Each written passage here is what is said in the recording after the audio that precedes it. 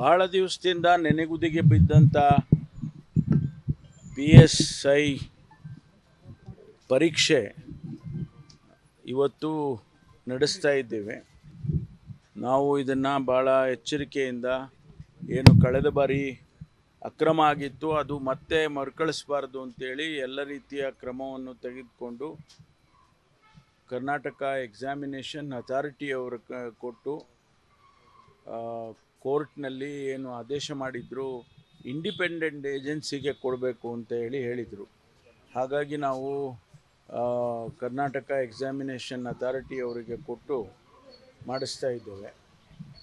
ನನಗೆ ವಿಶ್ವಾಸ ಇದೆ, ಯಾಕೆಂದರೆ ಎಲ್ಲ ಕ್ರಮಗಳನ್ನು ಕೂಡ ತಗೊಂಡಿದ್ದೇವೆ.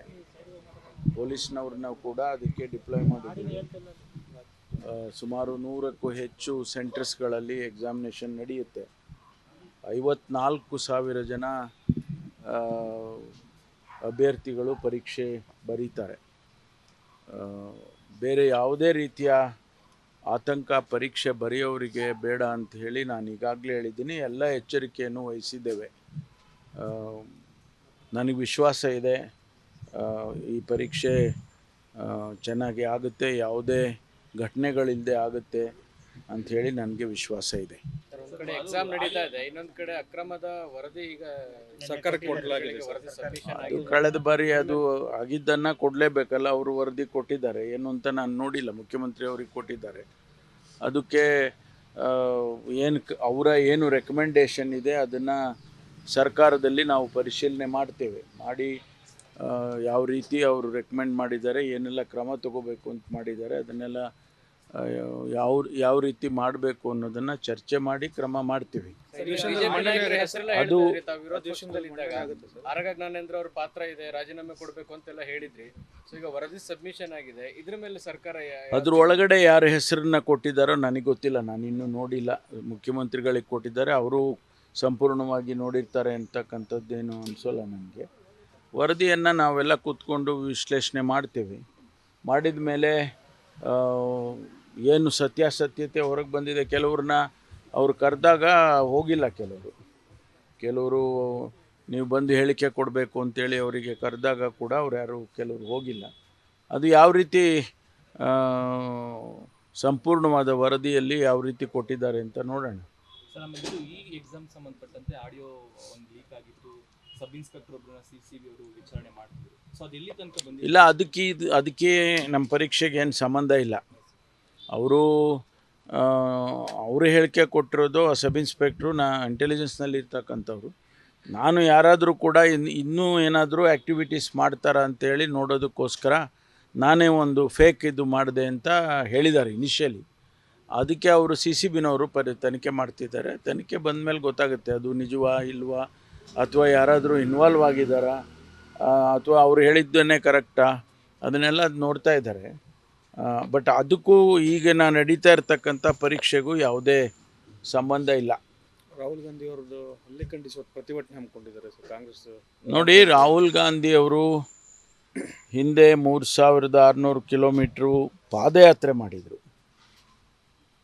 ದೇಶದಲ್ಲಿ ಒಂದು ಒಳ್ಳೆಯ ವಾತಾವರಣ ಆಗಬೇಕು, ನಮ್ಮಲ್ಲಿ ಏನು ಈ ಪ್ರಜಾಪ್ರಭುತ್ವದ ವ್ಯವಸ್ಥೆಯಲ್ಲಿ ಎಲ್ಲರಿಗೂ ಶಾಂತಿಯಿಂದ ಬಾಳ್ತಕ್ಕಂಥ ಅವಕಾಶಗಳಾಗಬೇಕು, ಎಲ್ಲ ಧರ್ಮದವರಿಗೆ, ಎಲ್ಲ ಜಾತಿಯವರಿಗೆ, ವರ್ಗದವರಿಗೆ ಅಂತೇಳಿ ಅವರು ಅದನ್ನು ಮುಂದೆ ಇಟ್ಟುಕೊಂಡು ಪಾದಯಾತ್ರೆ ಮಾಡಿದರು.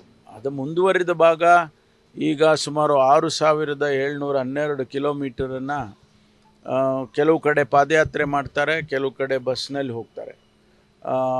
ಅದನ್ನು ಮಾಡೋದಕ್ಕೆ ಅದು ಶಾಂತಿಯಿಂದ, ಏನು ಅಲ್ಲೇನು ಯಾವುದೇ ರೀತಿ ಗಲಾಟೆಗಳು ಮಾಡಿಕೊಂಡು ಕೂಗಾಡಿಕೊಂಡು ಕಿರ್ಚಾಡ್ಕೊಂಡು ಮಾಡೋ ಅಂಥದ್ದೇನಿಲ್ಲ. ಒಂದು ಶಾಂತಿಯ ಸಂದೇಶವನ್ನು ಅವರು ಹೊತ್ಕೊಂಡು ಹೋಗ್ತಾ ಇದ್ದಾರೆ. ಅದಕ್ಕೆ ಅಸ್ಸಾಂನಲ್ಲಿ ಅವರು ಮುಖ್ಯಮಂತ್ರಿಗಳು ತಡೆದು ಅವ್ರನ್ನ ಎಲ್ಲೂ ಕೂಡ ಅಂಥ ಘಟನೆ ಕಳೆದ ಬಾರಿನೂ ಎಲ್ಲೂ ಆಗಲಿಲ್ಲ, ಯಾವ ರಾಜ್ಯದಲ್ಲೂ ಆಗಲಿಲ್ಲ. ವಿರೋಧ ಪಕ್ಷದ ಆಡಳಿತದಲ್ಲಿ ಇರ್ತಕ್ಕಂಥ ರಾಜ್ಯಗಳಲ್ಲೇ ಅವರು ಪಾದಯಾತ್ರೆ ಮಾಡಿದರು, ಯಾರೂ ಕೂಡ ಅದಕ್ಕೆ ತೊಂದರೆ ಮಾಡಲಿಲ್ಲ.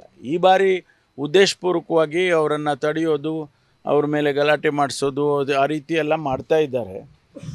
ಇದು ಯಾಕೆ ಮಾಡ್ತಾ ಇದ್ದಾರೆ ಗೊತ್ತಿಲ್ಲ ನಮಗೆ. ಅವರಿಗೆ ಭಯ ಆಗಿರ್ಬೋದು, ಈ ಯಾತ್ರೆಯಿಂದ ಅವರಿಗೆಲ್ಲ ತೊಂದರೆ ಆಗ್ತದೆ ಅಂತ ಹೇಳಿ ವಿರೋಧ ಪಕ್ಷದ ಅಂದರೆ ಈಗ ಅಲ್ಲಿ ಆಡಳಿತ ಪಕ್ಷದವರಿಗೆ ಅನಿಸಿರ್ಬೋದು. ವಿಶ್ವಾಸ್ ಮುಖ್ಯಮಂತ್ರಿಗಳೇನಿದ್ದಾರೆ ಅವರು ನಮ್ಮಲ್ಲೇ ಇದ್ದಂಥವ್ರು, ಕಾಂಗ್ರೆಸ್ ಪಕ್ಷದಲ್ಲೇ ಇದ್ದು ಅಲ್ಲಿ ಹೋಗಿ ಮುಖ್ಯಮಂತ್ರಿಗಳಾಗಿದ್ದಾರೆ. ಅವರಿಗೇನು ನೋವಿದೆಯೋ ಗೊತ್ತಿಲ್ಲ ನನಗೆ. ಆದರೆ ಅದಕ್ಕೋಸ್ಕರ ನಮಗೆ ಈ ರೀತಿ ಯಾತ್ರೆಗಳನ್ನು ಮಾಡೋದಕ್ಕಾಗಲಿ ಜನಸಮುದಾಯಕ್ಕೆ ಒಂದು ಶಾಂತಿಯ ಸಂದೇಶ ಕೊಡೋದಕ್ಕೆ ಅವರು ಬಿಡೋದಿಲ್ಲ ಅಂದಾಗ ಸ್ವಾಭಾವಿಕವಾಗಿ ಇಡೀ ದೇಶದಲ್ಲಿ ರಾಹುಲ್ ಗಾಂಧಿ ಅವರಿಗೆ ಆ ರೀತಿ ಆಗೋದಾದರೆ ಬೇರೆ ಮುಖಂಡರುಗಳಿಗೆ ಇನ್ನೂ ಏನಾಗ್ಬೋದು ಅಂತೇಳಿ ಅದಕ್ಕೆ ನಮ್ಮ ಪಕ್ಷದವರು ಇಡೀ ದೇಶದಲ್ಲಿ ಇವತ್ತು ಎಲ್ಲ ಕಡೆ ಪ್ರತಿಭಟನೆ ಮಾಡ್ತಿದ್ದಾರೆ. ನಿಗಮ ಮಂಡಳಿ ಪಟ್ಟಿ ಬಿಡುಗಡೆ ಆಗುತ್ತೆ ಸರ್, ಇಲ್ಲ ಇನ್ನು ಮುಂದಕ್ಕೆ ಕೆಲ ಬದಲಾವಣೆಗಳಾಗ್ಬಿಟ್ಟಿದ್ದಾವೆ, ಆಕ್ಷೇಪವಾಗಿದೆ ಮತ್ತೆ ಚರ್ಚೆ ಆಗಿದೆ. ನೋಡಿ, ಇದರ ಬಗ್ಗೆ ಪದೇ ಪದೇ ನಾನು ಹೇಳ್ತಾ ಇದ್ದೀನಿ. ನಮ್ಮನ್ನು ಯಾರನ್ನೂ ಕೂಡ ಅವರು ಕನ್ಸಲ್ಟ್ ಮಾಡಿಲ್ಲ. ಒಂದೆರಡು ಹೆಸರು ಕೊಡಿ ಅಂತೇಳಿ ಇವರು ಹೆಸರುಗಳು ಕೊಟ್ಟಿರ್ಬೋದು. ಅದು ಬಿಟ್ಟರೆ ಇಂಡಿವಿಜುವಲ್ ಆಗಿ ಕರೆದು ಲೀಡ್ರ್ಗಳನ್ನ ಮಾತಾಡಿ ಅವ್ರನ್ನ ಆಯಾಯ ಜಿಲ್ಲೆಗೆ ಯಾರು ನಿಮ್ಮಲ್ಲಿ ಕೆಲಸ ಮಾಡಿದ್ದಾರೆ, ಜಿಲ್ಲಾವಾರು ಕೆಲಸ ಮಾಡಿರೋದು ನಮ್ಗಳಿಗೆ ಗೊತ್ತಿರುತ್ತೆ ವಿನಃ ಅವ್ರುಗಳಿಗೆ ಗೊತ್ತಿರೋದಿಲ್ಲ. ಅದು ಒಂದು. ಎರಡನೇದು, ಮುಖ್ಯಮಂತ್ರಿಗಳಿದ್ದಾರೆ, ಅಧ್ಯಕ್ಷರಿದ್ದಾರೆ, ಪಕ್ಷದ ಅಧ್ಯಕ್ಷರಿದ್ದಾರೆ, ಅವರಿಗೆ ಜವಾಬ್ದಾರಿಗೆ ಬಿಟ್ಬಿಡಬೇಕು. ಯಾಕಂದರೆ ರಾಜ್ಯವನ್ನು ಇವತ್ತು ನಡೆಸ್ತಕ್ಕಂಥವರು ಮುಖ್ಯಮಂತ್ರಿಗಳು ಮತ್ತು ನಮ್ಮ ಅಧ್ಯಕ್ಷರು, ಪಕ್ಷದ ಜವಾಬ್ದಾರಿಯನ್ನು ಹೊತ್ತಿರೋರು. ಅವರಿಗೆ ಹೆಚ್ಚು ಪ್ರಾಮುಖ್ಯತೆಯನ್ನು ಕೊಟ್ಟು ಅವ್ರಿಗೆ ಹೇಳಬೇಕು, ನೀವು ನಿಮ್ಮ ಎಲ್ಲ ಜಿಲ್ಲೆಯ ಮುಖಂಡರುಗಳನ್ನು ಕರೆಸಿ ನೀವು ಚರ್ಚೆ ಮಾಡಿ ಆನಂತರ ಕೊಡಿ ಅಂತ ಅವ್ರಿಗೆ ಹೇಳಬೇಕು. ನೇರವಾಗಿ ನಮ್ಮ ಇವರು ಜನರಲ್ ಸೆಕ್ರೆಟರಿ ಅವರೇ ಮಾಡ್ತಾಯಿದ್ದಾರೆ. ಹಾಗಾಗಿ ಸ್ವಲ್ಪ ನಿಧಾನ ಆಗಿದೆ, ಆಗಿಲ್ಲ ಅಂತ ಹೇಳೋದಿಲ್ಲ. ನೀವು ಕೊಟ್ಟ ಹೆಸರುಗಳೇನಾದರೂ ಇದಾವ ಸರ್ ಪಟ್ಟಿಯಲ್ಲಿ? ಗೊತ್ತಿಲ್ಲಪ್ಪ, ನಾವೇನು ನಮ್ಮೇನು ಪಟ್ಟಿ ಕೊಡಿ ಅಂತ ಏನು ಕೇಳಲಿಲ್ಲ ಅಥವಾ ನಮ್ಮ ಹತ್ರ ಚರ್ಚೆ ಮಾಡಿಲ್ಲ.